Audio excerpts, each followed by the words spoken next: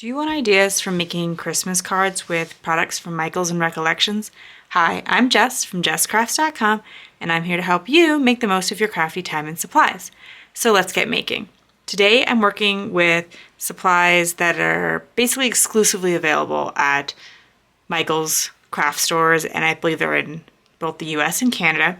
And I like to mix it up and use products from like tiny craft companies, but also from big box stores so that I am helping as many people as possible because I know that this is the option for a lot of people. And so I have the Holiday Romance 6x6 pattern paper. I liked it because of the color palette, but also that it had a lot of things that you could cut up to use as embellishments on your card. Because like you could cut up these 3x3 squares and put them as the center of your card. Or there's these sentiments you could cut up. There's tags, these little boxes that you could put something in. And I also purchased the coordinating die cuts. I don't know if they're labeled with it, but here is a peek at what is all included in the back. And to me, because you can see things like the houses that are on the back here are like the houses that are on the top of the paper and featured in one of the papers inside that I've since pulled out. But so they coordinate together. They also have all this gold foiling on them, which I thought worked well with the gold foil cards from Michaels Recollections. Now, you do not have to get the cards. You can make your own A2 size card bases, and I do have a video explaining how to do that, although it is quite a simple process. So I then decided that I personally really like to do no scrap card making. And if you've never been to my channel before, which I imagine is possible for some people, since maybe you've never even made cards before, and if you've never made cards before, that's okay. You could still do what I'm going to do today. It doesn't take a lot of skill or knowledge or special supplies or anything like that. So let me walk you through how I set up this process. I have a binder full of no scrap templates. These are from jesscrafts.com. I have created all of these original designs that show you how to cut one piece of paper and make cards without making any patterned paper scraps. So these are 6x6 pattern paper, and they make A2 size cards because I'm working with the 6x6 paper pad and A2 size cards. But I have patterns for 6x6 paper and then 5x7 cards. So if that's what you want to do and you bought the 6x6 pad. I don't think they're in this binder because I actually have two binders. I've gotten so many sketches at this point. If you bought the 12x12 version, I have 12x12, like it tells you how to cut one piece of 12x12 paper and make A2 size cards. And so there's all kinds of combinations at jesscrafts.com of size of paper and size of card so that you can find which size of card or size of paper you have or want to work with, and then you can have a no scrap template. They all work the same. The directions are all the same for each of them, and my process is pretty similar for how I would approach any of them, just in terms of the only thing is if I was working with 12x12 paper, it wouldn't fit in these handy pockets that I like to use. So I picked a sketch. You can go through, like I said, on jesscrafts.com. They're organized by both size of card and size of paper. Pick out what you want. Print it off. It tells you exactly how to cut the pattern paper. There's the inch measurements for the paper. And then it tells you what this card looks like. So this white space is your A2 size card. And again, I'm using these ones that have some print and design on them, but absolutely regular white cards would be just fine, or colored cards, whatever you want to use. And this is for an A2 size card. Sorry, I kind of repeated myself a little bit. So then it tells you exactly what size. So this is the piece that you cut. Here it is on the sketch, and this is the mat. So if you want to put a piece of solid cardstock behind it to define it a little bit more, make it stand off the back of the paper behind it, then it tells you exactly what size to cut the mat. You're going to need separate 8.5 by 11 or 12 by 12 cardstock to cut these mats from. You will have cardstock scraps. Cardstock scraps are easy to use. I'll give you ideas for that. but you won't have any pattern paper scraps. Then, like I said, you just assemble it according to that, and we'll walk through that a little bit more. But I just kind of wanted to show you these just because I know there's going to be people who haven't seen them before. This might be the first video they're seeing. Then, to continue my process, I picked out which pattern papers I liked for this sketch. I thought this one would work well because I can use both sides of the pattern paper, and then that would give me a little bit more interest. After that, I picked some die cuts because, like I said, I had the die cut pack from Recollections. You could, of course, cut up some of the elements that were in the paper pad, but this is really fast card making, and I wanted to show you how fast it can be. We're going to make 24 cards today because there were 24 cards from Michaels and 24 die cut embellishments from Michaels. So we're just going to use all of that. You will have pattern paper left over, but no scraps of pattern paper. I am not going to walk you through the cutting of each set. So I picked 6 designs, and I'm going to make 4 cards with each, and I will show you the assembly of one of each of those 4 cards so that you understand how to go through the process, and we can talk about design decisions. However, to start with, I am going to show you cutting one set of cards because I'm going to do something a little bit different with this set. This paper, so the pattern paper from Michaels actually comes with a little bit of extra on the top. So if you cut it down to a true 6x6, that should cut that circle off the top. It'll also cut a little bit of the pattern. That's totally fine. So now I have a genuine 6x6 piece of pattern paper. I want to have this purple be this part of the pattern paper. So that calls for it to be 2.5 inches. It's gonna be close, but we're gonna make it work. So this is double-sided paper. I'm fine with this side being for this piece, but in order to mix the patterns and to use this paper in an interesting way, I thought it would be fun to cut off the top. So I'm going to look at the measurements. It tells me that I need a 3.5 by 6 inch piece that then I will cut in half. So cut it at 3.5 inches. Then that gets cut in half to 3. Now, you could use these pieces. I think that looks pretty cool. It's, you know, this house is partially cut off, but I'm actually gonna use these for the back, their backside.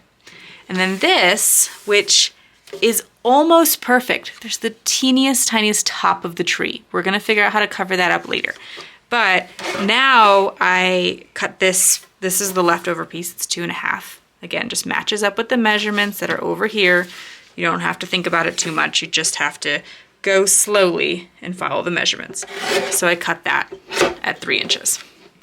And now I've been able to mix this pattern even though I was working with this really large, bold pattern on the back.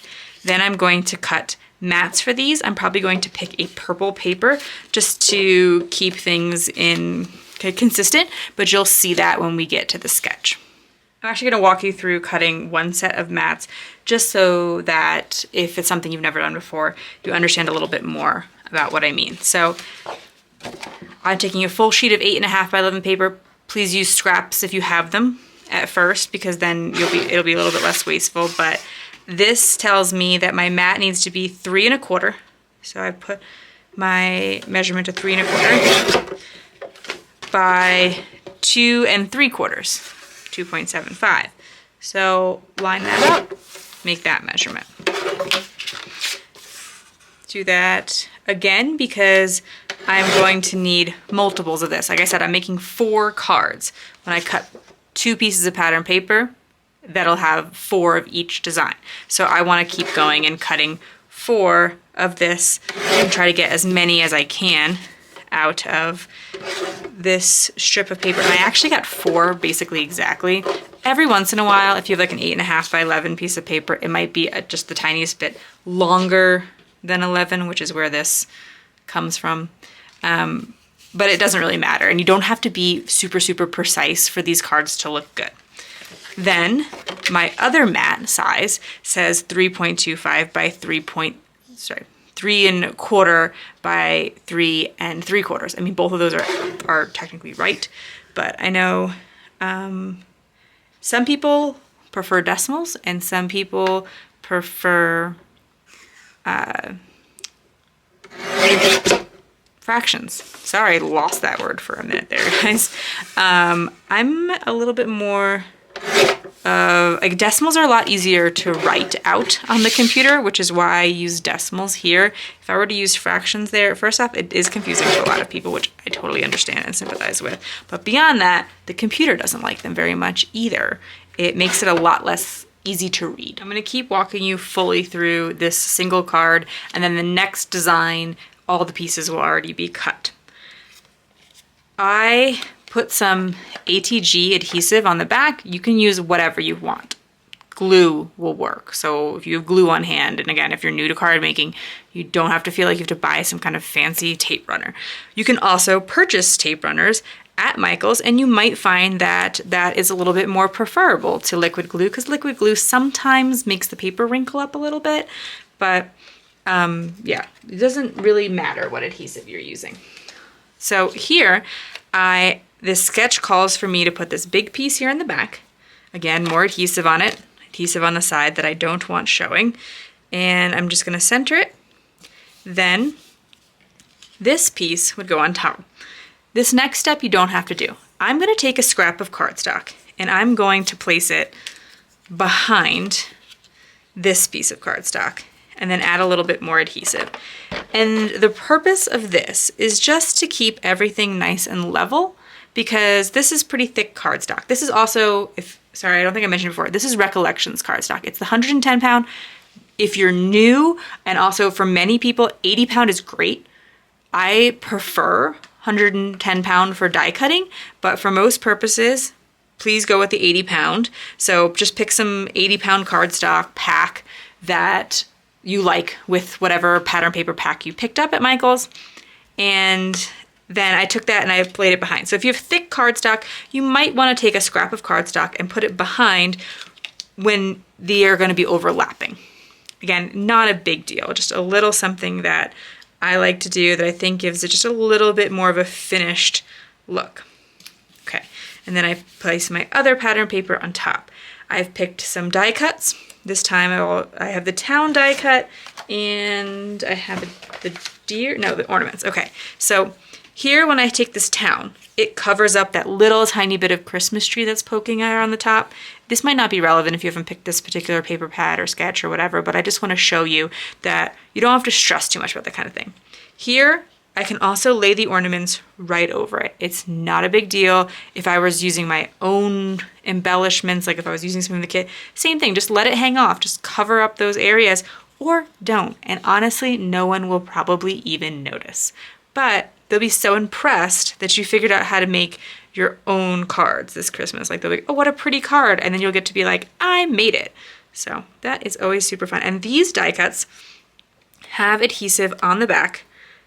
I have sometimes found them challenging to peel, but there is a line here down the center that is supposed to make it easier. There we go.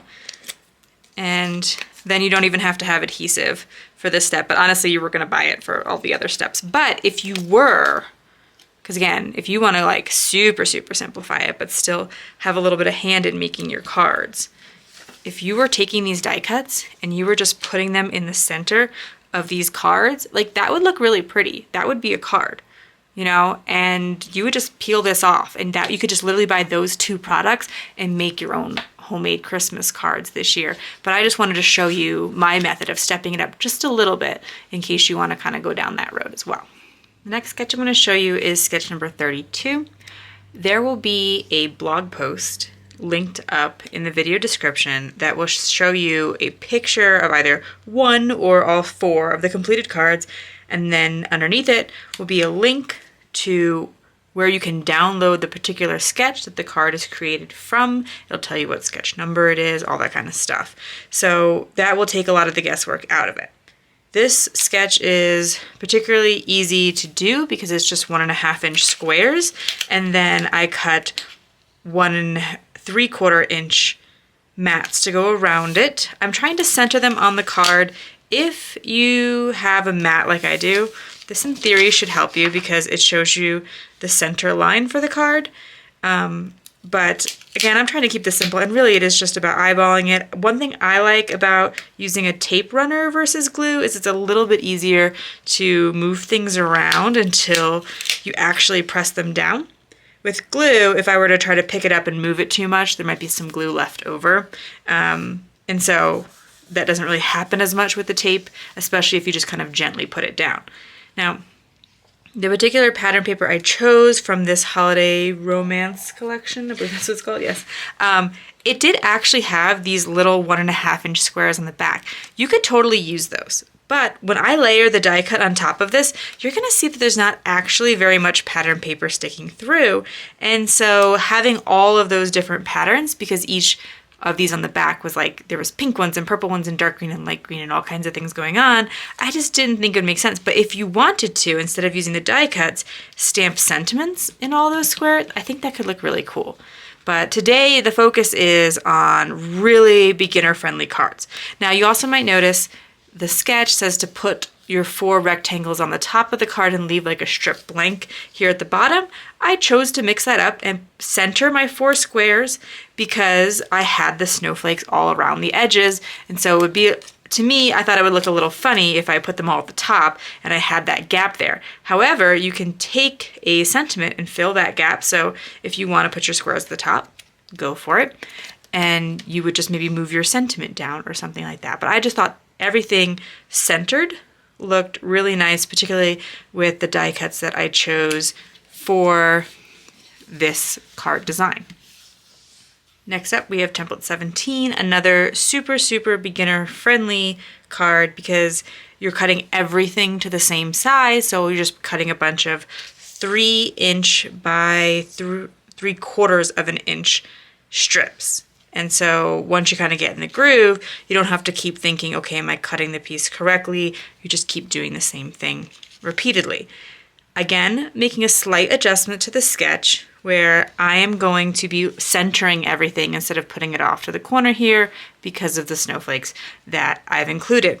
This is also beginner friendly because you don't even have to cut mats. It's basically just kind of creating a block of pattern paper here in the center that will then give your die cut a little bit more of a stand off the page effect. Because if I put this directly onto this card base, it would look pretty, but the purple pattern paper behind it is just giving it a little bit more interest. And that's another card complete. I have sketch number 9 next. This one has 2 different ways of using the same pieces. Also super beginner friendly because all of the pieces are cut the same way. So you're cutting the entire paper to 2 by 3-inch rectangles, and then you can just choose which way you want to assemble them for the finished card. I'm going to use the first sketch today because I have a non-directional pattern paper. And this is the first time I think, or maybe I did it on the first card, I'm going to mix the patterns. So the last 2 cards, I just used one side of the paper, but here I'm going to use this multicolored snowflake in the background, and then in the front piece, I'm going to use this solid pink paper. It winds up not really mattering because the die cut is quite large and covers almost this entire panel, but it's a nice option if you were using some kind of other embellishment or if you picked a smaller die cut from the collection for this particular set of cards. And then we'll have another card complete. You could also add some kind of like foam tape or something to pop up these, but because they have stickiness on the back, I really would prefer to use them flat because I don't want to have to deal with what to do once you peel these off. Now, they are actually pretty hard to peel off, and the backer sheets aren't very, they're not very slick. So I actually think, and let's test it out real quick, just in case it's interesting to some of you, in case you really do prefer a pop-up look. Because it feels like almost like regular paper, these foam squares actually stick to it pretty well. So if you would prefer yours to be popped up, just a little bit of dimension, you could get some foam squares and place it on instead of peeling these off. I'll share a little secret. The first time I picked these up from Michael's, they were like, I think it was maybe Valentine's Day ones or something, or maybe it was Christmas ones last year. I didn't actually realize that they had adhesive on the back, and I just glued them down anyway and wasted all that time and adhesive. So now you know at least. Okay. Next up, we're going to use sketch number 26, another super simple sketch. You're just cutting one large piece and one strip of pattern paper.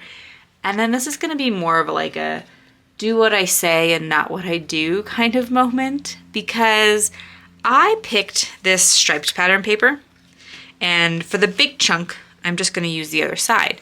And I picked it because I was like, oh, this is a cool way of showing you that you can take a pattern paper that has something really busy going on. But because I'm just cutting a small strip for the other side, I can use these trees on this side and the pink on this side. I think this was a great plan.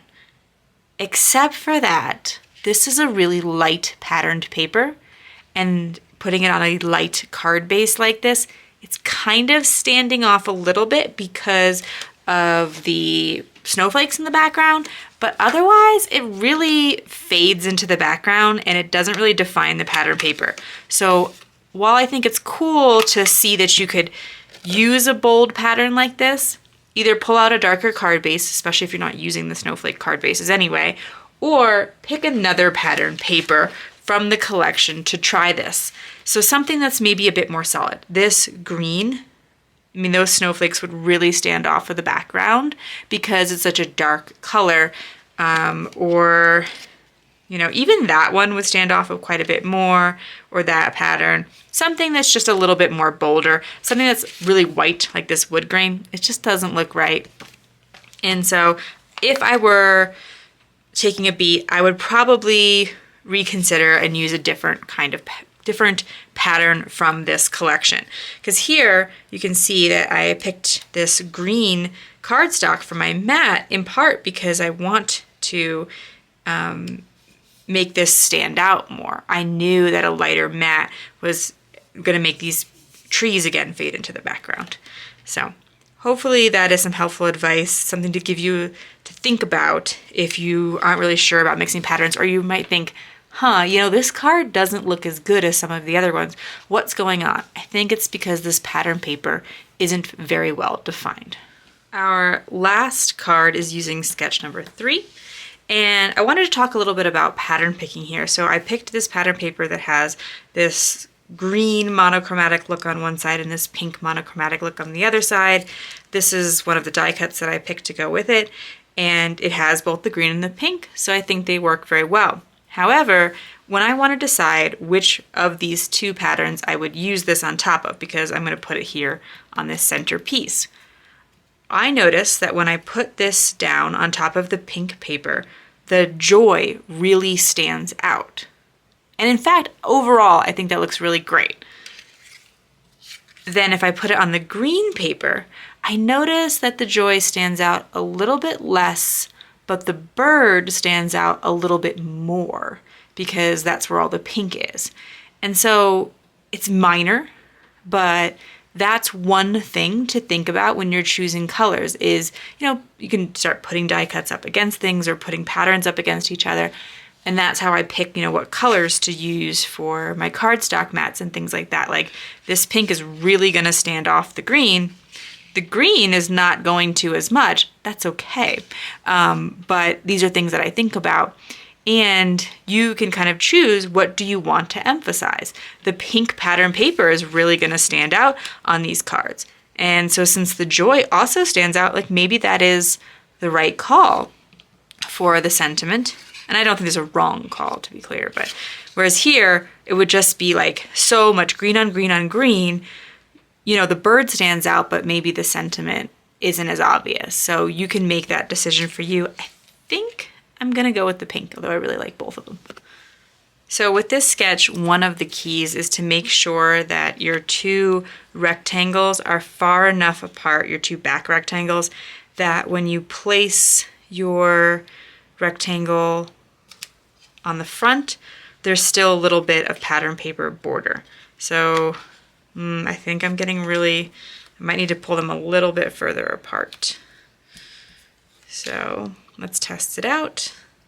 And this again, I'm just putting everything out very, very gently so that I can easily pull it up. So there's just enough pattern paper on each side. You could spread them out more if that's what works for you. And then there's the pink. And again, now I feel like the pink really stands out because there's all that green on green on green on green and boom, pink. And so I'm liking that quite a bit. I know this tutorial probably felt like super, super simple and, you know, maybe not a lot going on in some ways on these cards, but I really wanted to show you that you could pick up just a handful of items from a big box store and make beautiful handmade Christmas cards. And so I want even a person who's never crafted a day in their life to feel like they could go get these supplies and craft along with the video using those templates, getting those very specific measurements. Now this is not all 24 cards. I haven't completed them all at this point yet, but I just kind of wanted to show you the sampling of what we've created, and I hope that, you know, maybe this, even if this was a little simple, there was a couple tips and tricks in there that were still useful to you or inspirational. If you found this video helpful, here's another video where you can find more ideas for enjoying your crafting time and supplies. Let me know you like this video with a share to your crafty community, subscribe and click the bell so you don't miss the next template or tutorial, and check the video description for product links. See you in the next video.